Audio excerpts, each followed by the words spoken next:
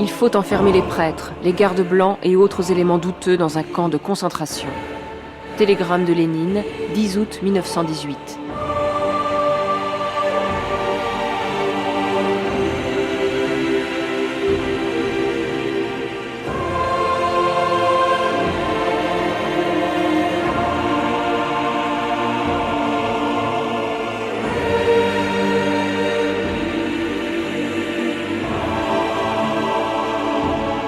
« 2000 ans d'histoire.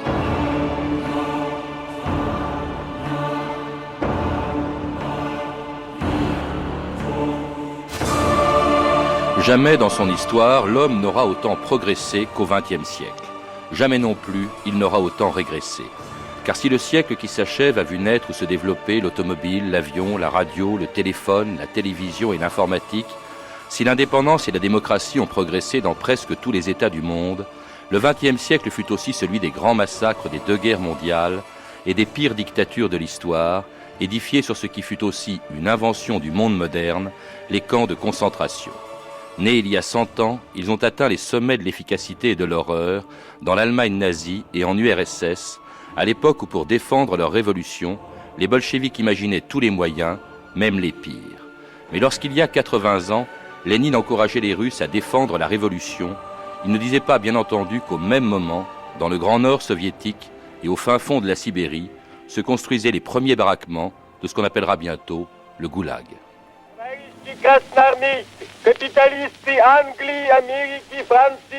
Les capitalistes anglais, américains et français nous font la guerre. Ils appuient les propriétaires fonciers russes qui lèvent des troupes en Sibérie, sur le Don et au Caucase, pour restaurer le pouvoir du tsar et des capitalistes. Mais l'armée rouge est invincible, forte de millions d'ouvriers et de paysans, qui ont appris à se battre avec discipline et courage. Ils combattent l'ennemi, sachant la victoire finale toute proche.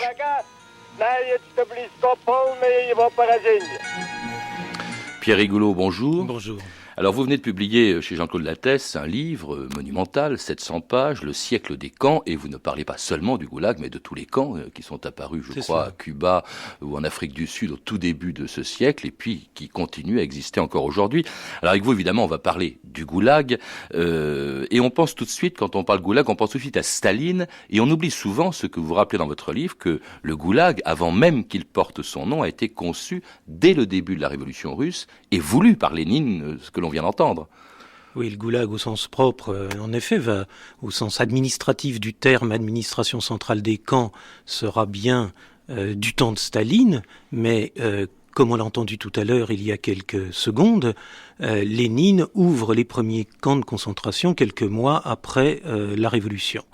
Et c'est pendant l'été, en effet, 1918, qu'il y a cet appel, je crois, donc du mois d'août, à ouvrir les camps pour un certain nombre d'opposants politiques, réels ou supposés, mais il y a également un appel du mois de juin, du 4 juin, où on appelle à la réclusion dans des camps de concentration pour les Tchécoslovaques qui refusent de rendre les armes. Camp temporaire, les circonstances à l'époque, enfin temporaire en principe, puisqu'à l'époque, effectivement, il y avait aussi les armées blanches qui menaçaient la révolution, et puis qui vont durer, mais ils étaient tellement temporaires qu'au début, on place des gens dans des monastères ou dans des camps de prisonniers de guerre de la guerre de 14-18. Et puis, on construit le premier camp qui se trouve en mer Blanche. Cela dit, peut-être faut-il remonter un peu dans le passé, parce qu'il y a une tradition russe, il y a eu des camps sous les tsars. Il y a eu plutôt, il me semble, une réclusion. Il y a eu le bagne. Et il n'y a pas ce système de camp qu'on va trouver sous Lénine puis sous Staline, avec obligation de surveillance, obligation de travail, tentative de rééducation par le pouvoir, et surtout il n'y aura pas ce réseau de camps qui va s'étendre de plus en plus, et des camps que l'on ne peut pas ouvrir à l'extérieur Je signale par exemple qu'en 1890, Tchekhov arrive dans l'île Sakhaline pour essayer de rendre compte des conditions de vie des bagnards. Il n'a même pas d'autorisation, mais finalement le patron de ces bagnes, de Sakhaline, va lui ouvrir les portes et va lui permettre de faire son enquête. Alors ça ne se passera évidemment pas sous Lénine ni sous Staline, non, Pierre Rigolo. Il y a donc une administration qui s'appelait au début la Vetcheka et puis qui va devenir en 1934 sous Staline le Goulag. On peut peut-être rappeler ce que ça veut dire. C'est un acronyme tout simplement pour Glavnoye Upravlenie Laguerny, c'est-à-dire l'administration centrale des camps. Alors, un archipel, comme l'écrira plus tard Solzhenitsyn, c'est-à-dire effectivement un très grand nombre de camps. Est-ce qu'on peut donner à peu près le nombre des camps qui existaient en Russie ? C'est difficile parce qu'évidemment, il y a deux sortes de camps. On peut dire qu'il y a des zones de camps, et les zones de camps, parfois, ça recouvre des milliers de kilomètres carrés. Par exemple, quand on parle du Karlag. Le Karlag, c'est les camps de la région de Karaganda, les camps du Kazakhstan. Mais évidemment, à l'intérieur de ces camps du Kazakhstan, il y a des camps, alors là, tels que notre imagination nous les décrit plus précisément, c'est-à-dire avec des miradors, avec des fils de fer barbelés, etc. Et puis à l'intérieur même de ces camps, il y a souvent des zones de réclusion plus particulièrement surveillées. Alors c'est toujours dans des régions évidemment très inhospitalières. Il y a la Kolyma en Sibérie orientale, à 6000 km à l'est de Moscou, dans le Pacifique. Il y a le Grand Nord, au-delà du cercle polaire, des villes minières, Vorkuta, mine de charbon, Norilsk, mine de nickel. C'était d'ailleurs des camps, il faut le rappeler peut-être aussi, de travail. On forçait les reclus, les prisonniers à travailler, Pierre Rigolo. Oui, sur la géographie, d'abord, c'est tout à fait intéressant. On a l'impression, en effet, que ça, c'est notre imaginaire, que les camps, c'est la Sibérie. Je me souviens de ce livre de souvenirs de Margaret Buber-Heinemann, traduit en français par « Déportée en Sibérie » alors qu'elle était au Kazakhstan.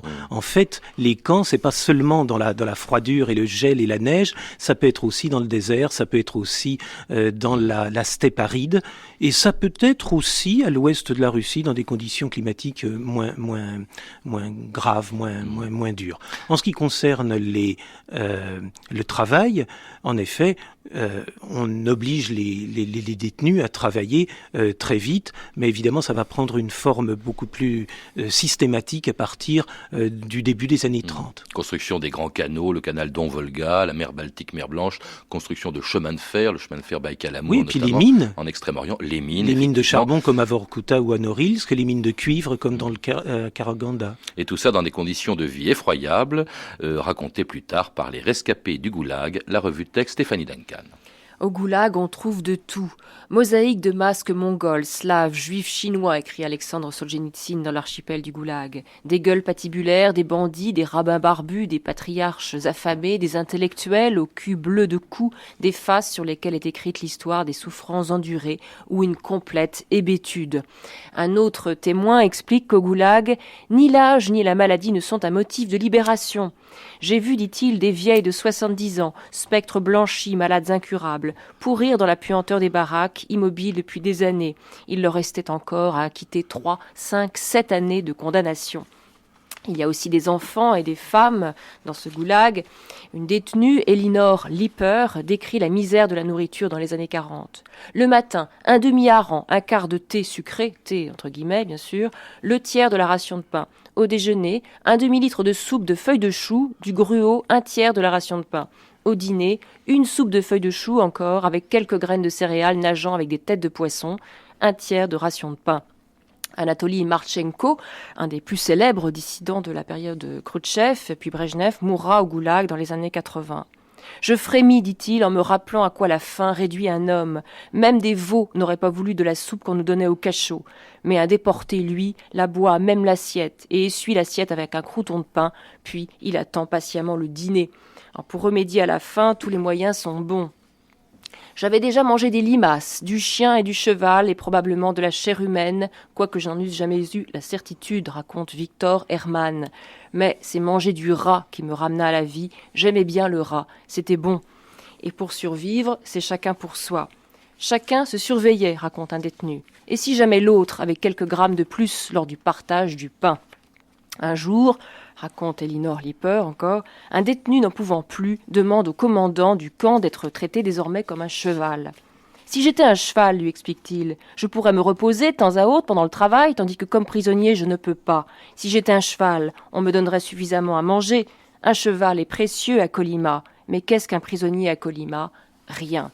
Une destruction psychologique évoquée aussi avec beaucoup de talent par Varlam Chalamov, qui est avec Solzhenitsyn le plus grand écrivain du Goulag, où il a passé 22 ans de sa vie. Les conditions du camp, dit-il, ne permettent pas aux hommes de rester des hommes. Tous les sentiments humains, amour, amitié, charité, ambition, honnêteté, nous ont quittés avec la chair de nos muscles. Il ne nous est resté que la haine. Alors ces textes sont assez bouleversants. C'est la faim qui est omniprésente. C'est aussi des enfants présents dans les camps, parce que je crois qu'on envoyait non seulement des adversaires politiques, mais leurs familles, des femmes, des enfants, soupçonnés parfois de rien du tout.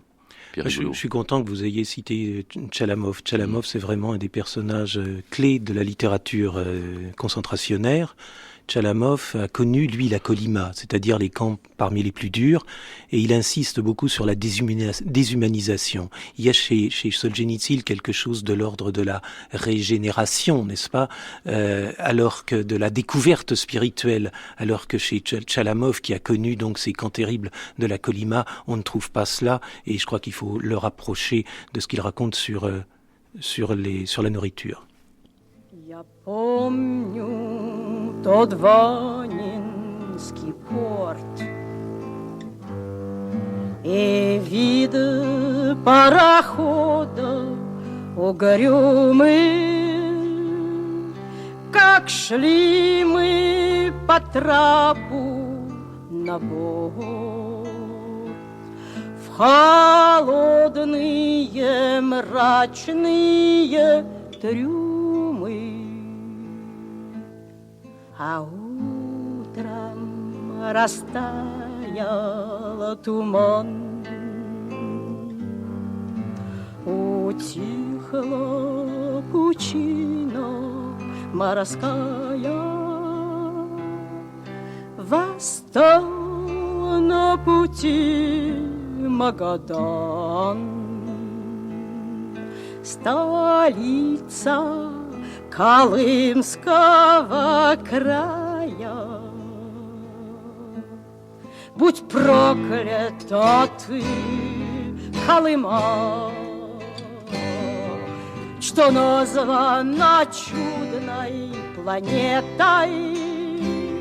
Сойдешь поневоле с ума, обратно возврата уже нету. Vous écoutez France Inter, 2000 ans d'histoire, aujourd'hui le Goulag. Et c'était Dina Vierny chantant le chant de la Kolyma, je traduis un tout petit peu, soit maudite Kolyma, qu'on appelle la belle planète, on y devient fou malgré soi, et il n'y a pas de chemin de retour. Alors la Kolyma, vous l'évoquiez, Pierre Rigolo, le plus terrible des camps, mais vous évoquez quelque chose qui est encore pire peut-être dans votre livre, c'est l'obstination avec laquelle on a refusé en Occident de reconnaître l'existence de ces camps dans ce qui était pour beaucoup la patrie du socialisme. On écoute Paul Vaillant-Couturier, directeur de l'Humanité en 1932. L'URSS est le seul pays où l'abondance ne risque jamais de créer la misère. Mais comment de pareils succès ont-ils été possibles? Grâce à la démocratie ouvrière, expression de la dictature du prolétariat, grâce à l'émulation socialiste, grâce avant tout au parti bolchevique, au parti de Lénine et de Staline. L'URSS montre à tous les peuples en proie aux tortures et au désespoir de la crise la voie du salut, le régime de l'avenir. Et fonder l'Union soviétique, l'URSS, c'est la jeunesse du monde. Ça, c'était donc Paul Vaillant-Couturier en 1932. On savait à l'époque, Pierre Rigolo, l'existence des camps, on les connaissait. Il y a pas mal de livres qui paraissent dès le début des années 20, de la part de Russes, des socialistes réformistes qui ont été chassés par Lénine, et on connaît même les premiers camps par une étude en France d'un certain Raymond Duguay qui écrit Les îles Solovki, une texte sur les îles Solovki qui se trouvent donc dans la mer Blanche et qui sont le point de départ, si je puis dire, de ce cancer dont a parlé Solzhenitsyn. On sait donc, et on ne dit rien peut-être parce que les années 30, c'est le Front populaire, donc il faut ménager le Parti communiste.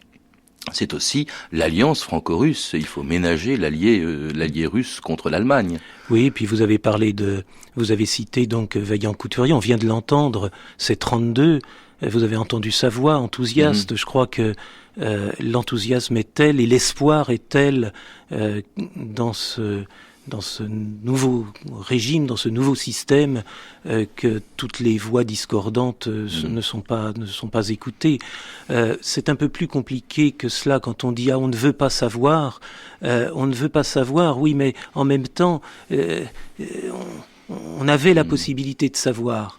Mais ces livres, finalement, sont publiés à peu d'exemplaires. Et puis, un livre, il faut non seulement qu'il soit lu, mais qu'il soit compris, qu'il soit accepté. Il faut que ce qu'il affirme soit inscrit, si je puis dire, dans les encyclopédies, les dictionnaires, et j'allais dire même dans les préjugés. Aujourd'hui, c'est très facile, finalement, de parler du goulag. Mais il y a 60 ans, 70 ans, puisque c'est presque ça, avec 1932, la chose était plus difficile. Et même après, il fallait pas désespérer Billancourt. Après la guerre, à nouveau, on continue de fermer les yeux. Il y a ceux qu'on appelle joliment les malgré tout, c'est-à-dire les inconditionnels de l'URSS. Pierre Dex, qui au moment de l'affaire Kravchenko, qui dénonçait les camps, ou au moment de l'affaire David Rousset, qui disait que les camps étaient une fable. Puis il y a ceux qui voyaient les camps, mais qui leur donnaient des excuses. Merleau-Ponty, la violence révolutionnaire doit être préférée aux autres parce qu'elle a un avenir d'humanisme. Ou Sartre en 52, je trouve comme vous, dit-il à Camus, je trouve ces camps inadmissibles, mais tout autant l'usage que la presse bourgeoise en fait. Oui, c'est ça. L'URSS, c'est la grande alliée. L'URSS qui a combattu le nazisme, comment pourrait-elle avoir des camps comme le nazi? Et d'une certaine façon, dénoncer les camps, c'était, comme l'a dit Sartre, ou un personnage de Sartre, de sa pièce Nekrasov, désespérer Billancourt. Et il faut attendre donc 1953 pour que le voile commence à se lever et les yeux à s'ouvrir après cette annonce faite avec une voix de circonstance par la radio de Moscou. C'était le 6 mars 1953. Le 5 mars, à 9h50 du soir, après une grave maladie, est décédé le président du Conseil des ministres de l'URSS, Joseph Vissarionovitch Staline. Jacob Ettinger, détenu au camp de Kirov. 6 марта, я помню, был ужасный мороз, было около 40 градусов. Le 6 mars, je me souviens, il faisait terriblement froid, à peu près moins 40 degrés. On nous a réveillés à 4h30 pour aller au travail. La radio marchait déjà. Oui, c'était vers 5h, 5h30. Et je me rappelle très bien qu'ils ont branché la radio sur la phrase « Avec Lénine, Staline était le créateur de notre parti communiste ». Avec cette phrase, tout le monde a compris que Staline était mort.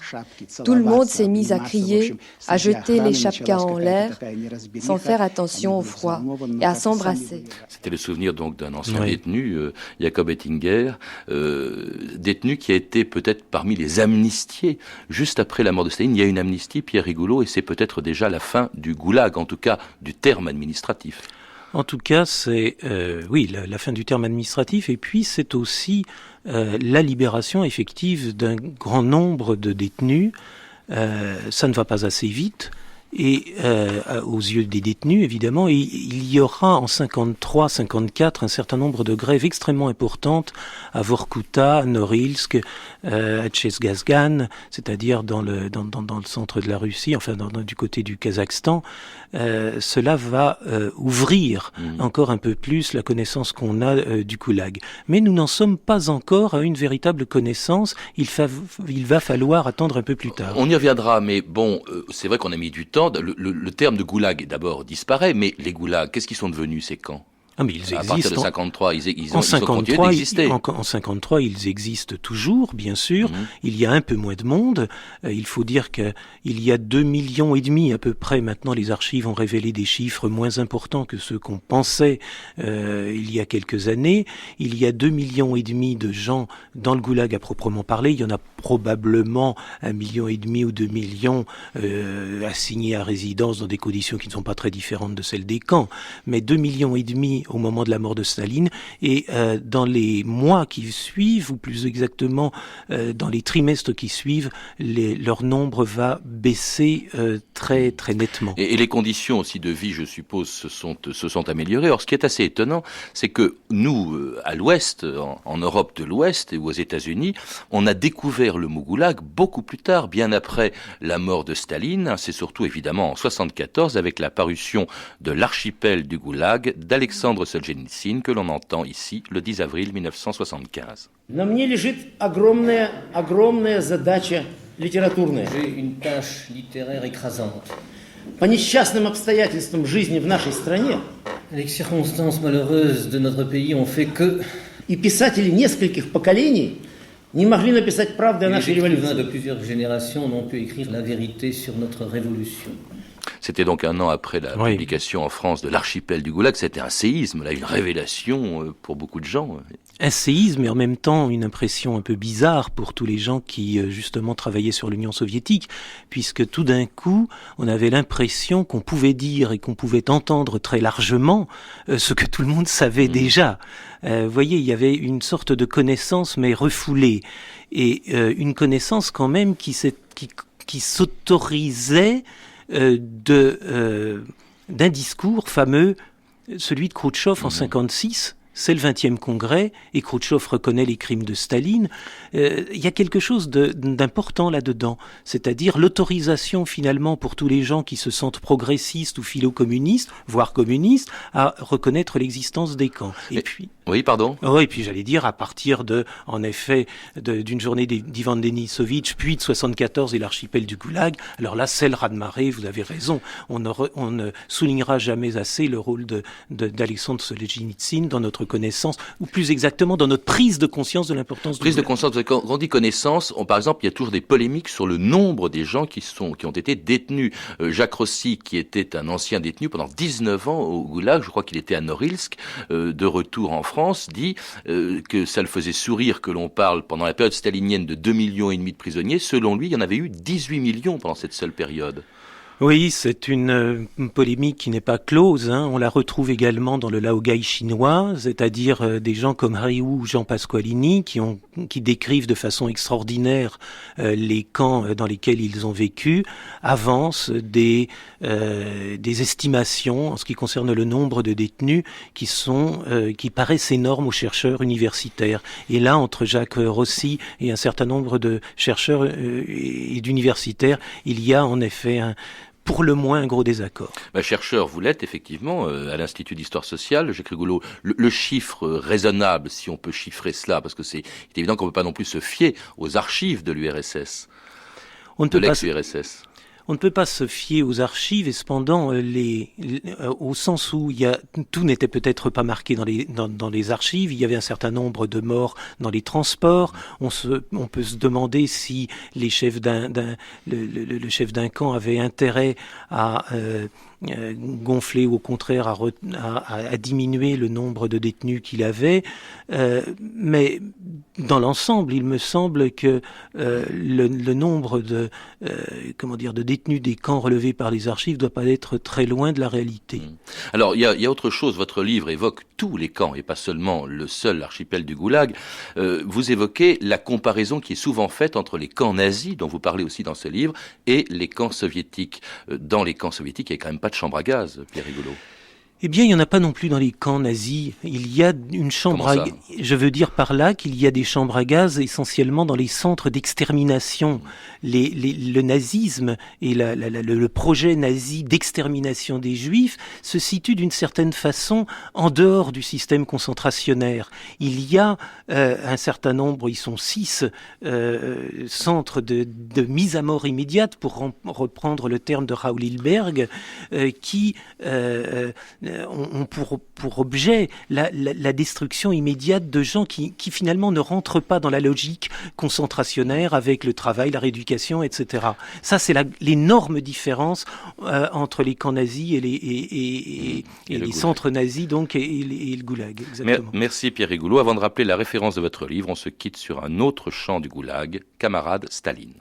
Товарищ Сталин, вы большой ученый, в языкознаниях познавший толк, а я простой советский. Je rappelle le titre donc du livre de mon invité aujourd'hui, écrit avec Joël Kotek, Le siècle des camps, qui a été publié aux éditions Jean-Claude Lattès. Et puis vous êtes également l'auteur, Pierre Rigouleau, des aquariums de Pyongyang, 10 ans au goulag nord-coréen, donc chez Robert Laffont. J'ajoute également quelques autres livres, Quelle était belle cette utopie, Chronique du goulag de Jacques Rossi, édité au Cherche-Midi éditeur. Et puis aussi, avant qu'il ne disparaisse des kiosques, le numéro spécial de la revue Histoire du mois d'octobre, consacré aux crimes du communisme. À mentionner également la diffusion, qui est un événement, la diffusion à la télévision ce soir du responsable d'un autre camp, qui est le procès Barbie, donc sur la chaîne Histoire. Vous pouvez retrouver les renseignements que je vous ai donnés en consultant le service des relations avec les auditeurs, 08 36 68 10 33, 2 francs 21 la minute. C'était 2000 ans d'histoire. À la technique, Sandrine Laurent et Benjamin de la Gâtinais. Documentation, Vanina Scalia. Revue de texte, Stéphanie Duncan. Une réalisation de Anne Kobilac. Une émission de Patrice Gélinet.